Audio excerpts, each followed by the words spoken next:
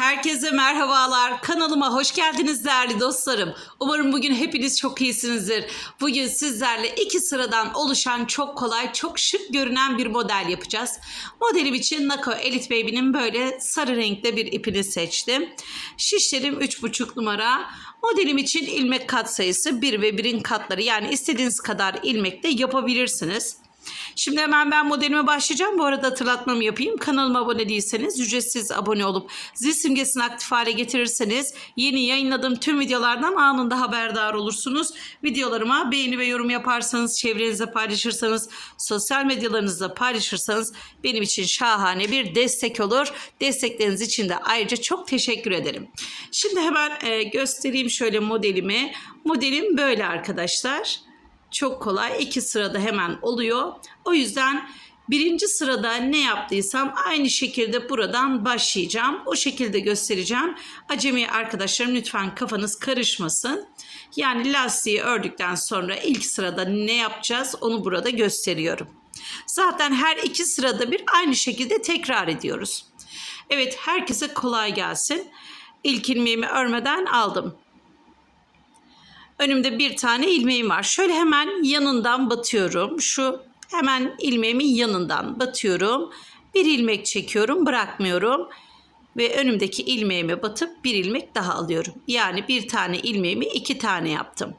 Tekrar önümde bir ilmek var. Hemen şöyle yanından batıyorum. Bir ilmek çekiyorum, bırakmıyorum. Ve önümdeki ilmeğe batıp bir ilmek daha alıyorum. Bunu da iki tane yaptım. Önümde bir ilmek var. Hemen şöyle yanından batıyorum. Bir ilmek çekiyorum. Önümdeki ilmeğe batıp bir ilmek daha alıyorum. Tekrar önümdeki ilmeğin yanından batıp bir ilmek alıyorum. Hemen kendi önümdeki ilmeğe bir kez daha batıp ikinci ilmeğimi de alıyorum. Bir ilmeğin yanından batıp bir ilmek alıyorum. Önümdeki ilmeğe batıp bir ilmek daha alıyorum. Sıra boyunca bütün ilmeklerimi bu şekilde iki tane olarak arttırıyorum. Yanından batıyorum, bir ilmek çekiyorum. Biraz uzatıyorum rahat olsun diye. İlmeğe tekrar batıp bir ilmek daha alıyorum. İlmeğimin yanından batıp bir ilmek alıyorum. İlmeğimin kendine batıp bir ilmek daha alıyorum. Sıra boyunca tüm ilmeklerimi bu şekilde örüyorum. Modelimin birinci sıra ön yüzündeyim.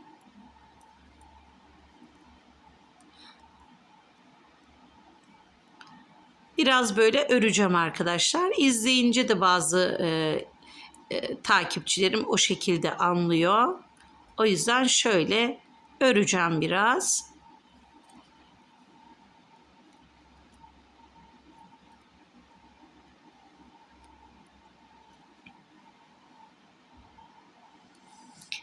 Sıra sonuna kadar şöyle her ilmeğimi iki tane yapıyorum.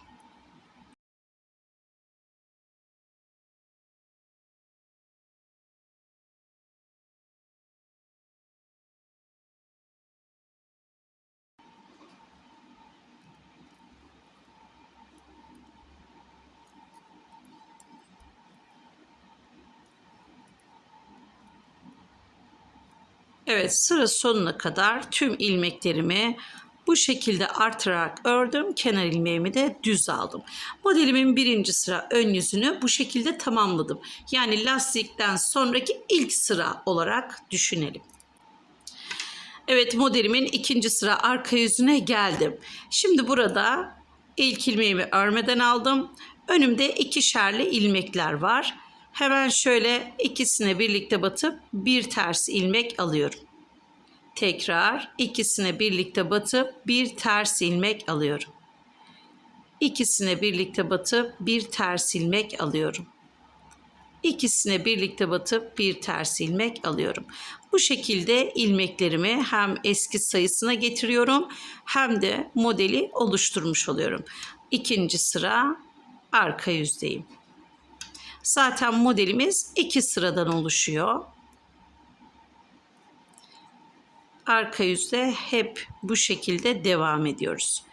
İki ilmeğe birlikte batıp bir ters ilmek alıyoruz. Modelimiz çok kolay arkadaşlar.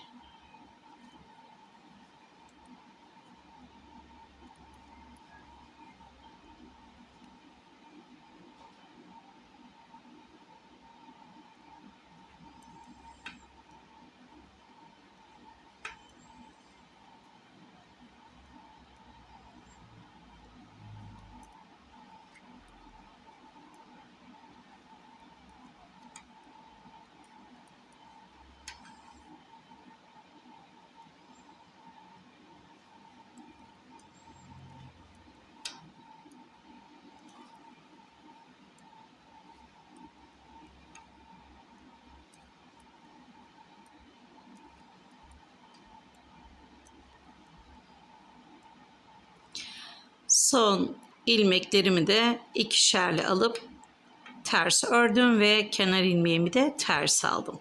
Evet, modeli şöyle 2 sırada kurdum. Ön yüzde artırarak ilerliyoruz. Arka yüzde de ikişerli ters topluyoruz.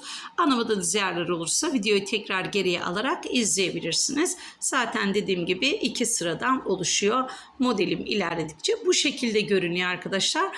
Bununla yelekler, hırkalar, kazaklar, bereler, atkılar, bluzlar örebilirsiniz. Erkek örgülerine de uygundur. Bebek ve yetişkin örgüleri de kullanabilirsiniz. İsterseniz çanta modelinde de kullanabilirsiniz. Benimle birlikte ördüyseniz eğer lütfen yorumlar kısmına yorumlarınızı yapın, beğenilerinizi yapın arkadaşlar. Bunlar benim için gerçekten çok kıymetli destekler, tıpkı sizler gibi. Benimle birlikte ördüğünüz için teşekkürler. Herkese kolay gelsin.